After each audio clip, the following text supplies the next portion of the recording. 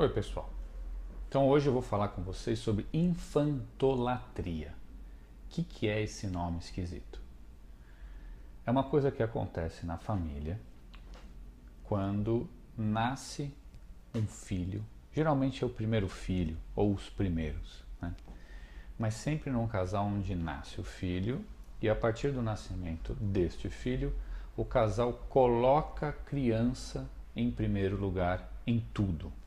A criança passa a ser o centro da família, a coisa mais importante. De fato, a criança é uma coisa muito importante e um acontecimento muito especial na vida de um casal. Mas muitas coisas também são importantes junto com a criança, principalmente o relacionamento do casal. E, de acordo com o nosso trabalho de constelações familiares, este relacionamento do casal, ou seja, o relacionamento entre o pai e a mãe, ele tem mais importância, ele vem primeiro do que o relacionamento, por exemplo, dos pais com o filho ou até mesmo a figura da criança. Os pais têm que estar bem para que a criança esteja bem. Ok, então voltando ao assunto da infantolatria, a criança então passa a ser colocada no centro da família, como a coisa mais importante. Como se todas as decisões passassem pela criança, de uma certa maneira, muitas vezes até mesmo inconsciente. Então, nesse cenário, é como se a criança mandasse, que as reações dela que vão dizer o que vai ser feito, o que vai deixar de ser feito. E também é preciso que se diga que tem um lado bom, né? A intenção dos pais muitas vezes é boa.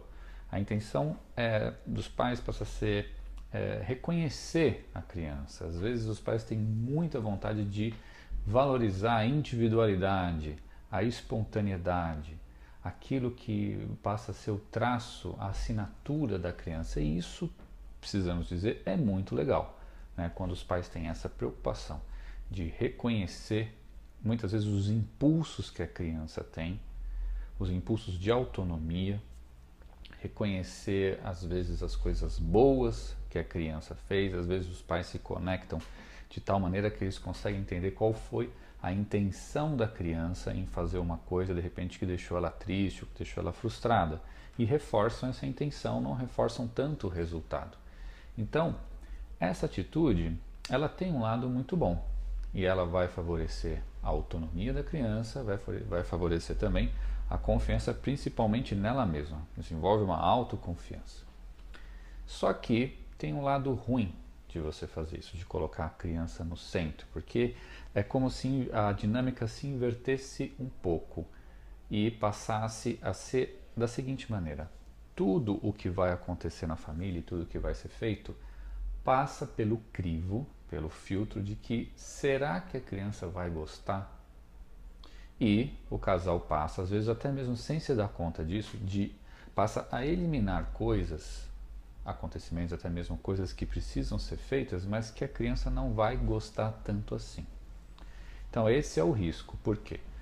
Porque uma coisa muito importante no desenvolvimento da maturidade emocional é o que a gente aprende sobre frustração, principalmente tolerar a frustração, aprender sobre limites, até onde eu posso ir, até onde eu não posso ir, e principalmente, junto com essas outras duas coisas, que todas as nossas ações têm consequências e que muitas delas a gente pode prever e dizer assim, não, ok, eu não quero que isso aconteça, então eu vou me segurar um pouco, e muitas também a gente não tem, mas sempre tem uma consequência. E aprender isso faz parte do desenvolvimento da maturidade emocional.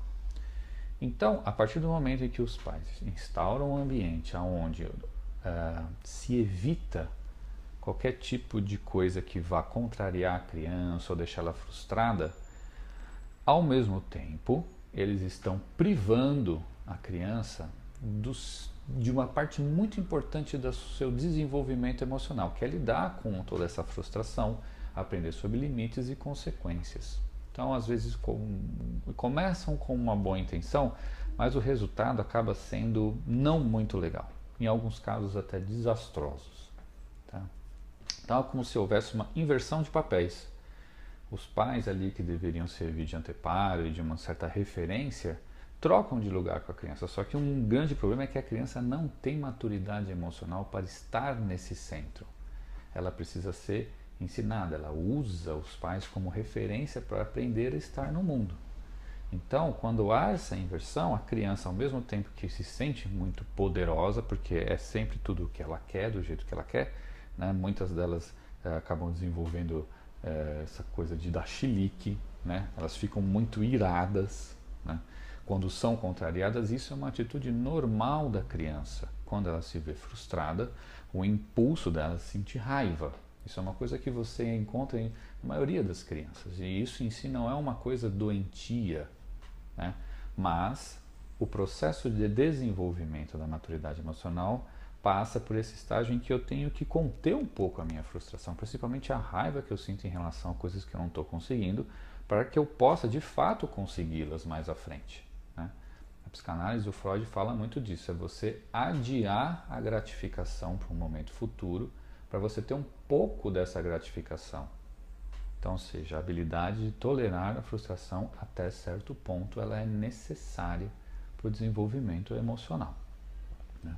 Então, o resultado disso, dessa situação toda, acaba que inverte esses papéis, a criança sem ter maturidade acaba sendo uma espécie de comportamento tirano, né? O pequeno reizinho da casa, e os pais acabam ficando numa situação onde parece que tem que ficar ali administrando o que, se essa criança vai ficar frustrada ou não. Então os pais ficam rendidos um pouco nessa situação. E a criança, no decorrer dessa situação que se permanecer, vai se sentindo cada vez mais poderosa na sua ira, mas sem ali um estofo, uma capacidade de aguentar um pouco. Ela não tem maturidade para o que está acontecendo. E nessa situação é muito comum você ver pais muito frustrados com essa situação e muito raivosos também com a criança, porque eles, ao mesmo tempo que eles não querem frustrar, eles percebem que eles não estão muito felizes. E as crianças ficam cada vez mais mimadas. Percebo cada vez mais hoje, né, os pais com muito cuidado, às vezes até exagerado, em não frustrar a criança, não fazer nada que ela possa ficar nervosa. Muitos deles, às vezes, conversando com eles, têm um medo, uma fantasia de que eles vão deixar na criança uma espécie de trauma para sempre, que a criança sempre vai ficar marcada por causa disso. Então há uma espécie de receio em fazer algo, ou até mesmo percebo pais que ficam com medo da ira do filho, né? E nessa hora não conseguem fazer um trabalho assim de distanciamento da criança e uma imposição de limites que realmente seja eficaz. Veja bem, você pode colocar limites às vezes sem usar a violência física, é uma questão de você permanecer firme às vezes dentro do que acredita-se ser o correto naquela situação. A criança precisa dessa pedagogia, né?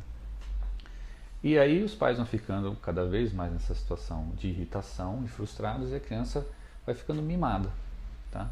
E pode levar consigo uma espécie de um desajuste nas situações sociais, porque nas situações sociais muitas vezes a gente não pode fazer o que a gente quer, a gente precisa negociar. E se a criança está acostumada, vai crescendo com essa ira, com esse ambiente onde tudo que ela quer acontece, ela é que manda, isso pode ter sérias consequências no seu desenvolvimento posterior. Ok, gente? Então te vejo no próximo, vamos que vamos!